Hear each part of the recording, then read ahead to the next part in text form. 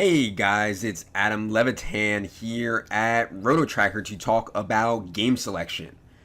And I think game selection is the most underrated aspect in DFS. If you want to grind out a profit and be a winner, and that's not everybody's goal. A lot of people's goal is to just have fun, and that's totally fine. But if you want to grind out a profit and kind of know where your leaks are at, I think understanding where you are good in DFS and where you aren't so good and where you can improve makes a lot of sense. So what I mean by that is what kind of game you should be playing in and for what stakes you do best at, etc., etc.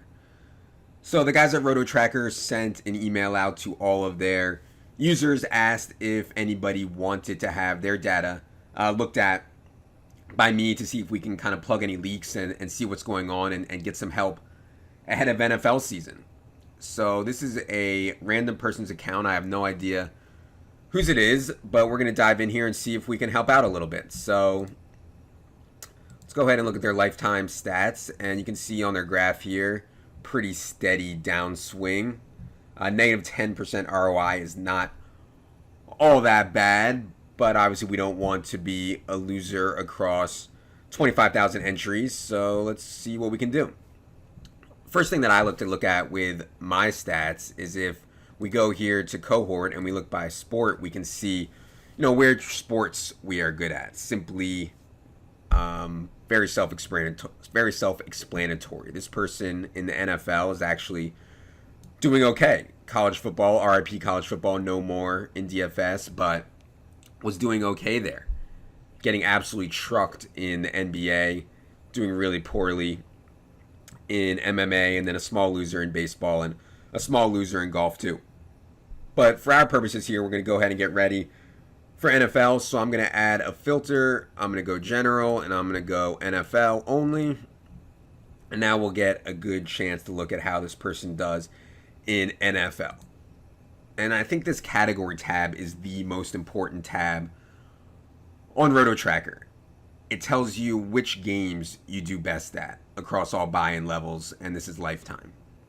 So this person actually does really well in head-to-head. An 11% ROI in head-to-head across 1,100 entries is really solid. I think anything, in the 5% ROI up to 10 is really, really good. I think 10 to 15 is excellent, and anything above 15 is borderline world class. So for this person to have an 11.64 ROI in their head-to-head games, really good, and I'm going to file that away. Double ups here, we have a bit of a small sample size, but really impressive. 61% in the money, 44% ROI. Notice that the average winning score in the double up is 130.9, and the average winning score in head-to-head is 134.3. But I think, the double up here probably running above expectation, and maybe head-to-head running a bit below expectation. But either way, these are clearly this person's best games. Leagues I'm going to ignore.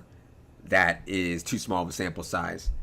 I want to talk here about qualifier for a minute, because if you're playing qualifiers, and what we mean by that is playing tournaments to get to the live finals, your expectation normally is a negative 100% ROI. I mean, most of these are one seat is awarded out of thousands of entries. Really, really, really, really difficult to win. And most people's bankroll, I think, doesn't really support chasing the qualifier if you're really trying to grind. Now, this person got a seat somewhere along the line because he was ITM 16% of the time,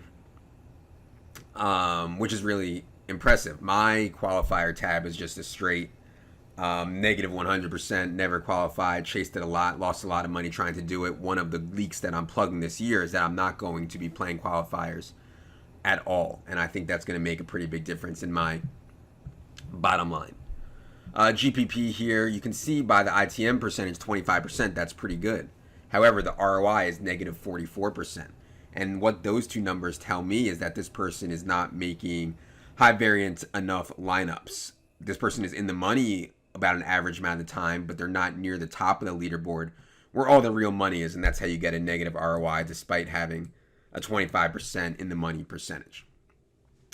So I want to go back to the head-to-head here because I think that's important.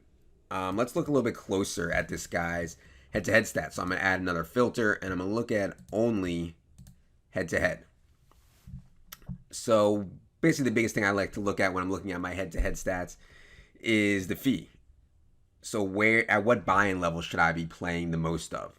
And the ROI tab is where we want to look here.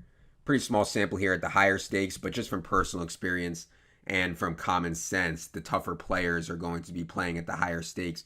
Your ROI and my ROI specifically is going to keep going down as we come down here.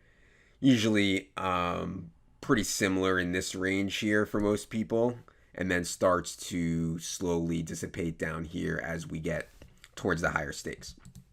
But anyways, this person, not that great at the $1, not that great at the $2, but doing really well at the $5, doing really well at 10, doing reasonably well at 27, and doing okay in a small sample at the $50 range. So I think this is this person's sweet spot right here, 5 to 55 in the heads-up games.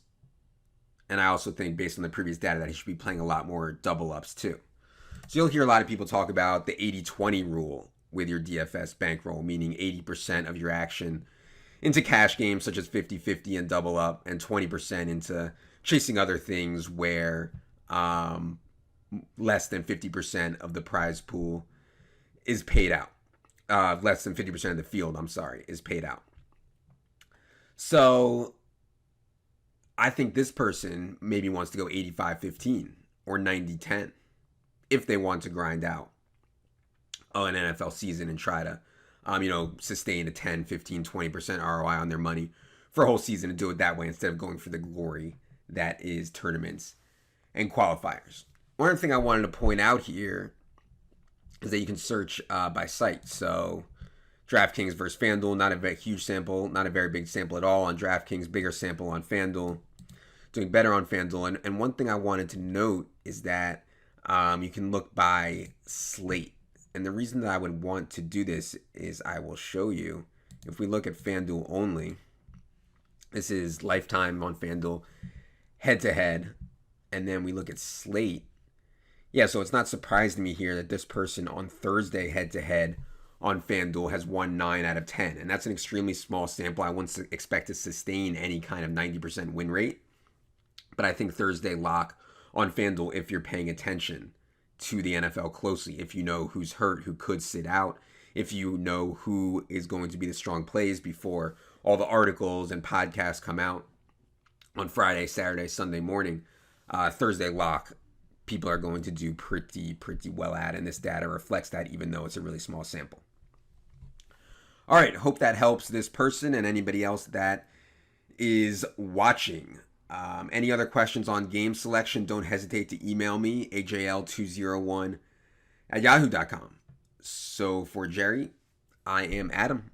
Good luck, everybody.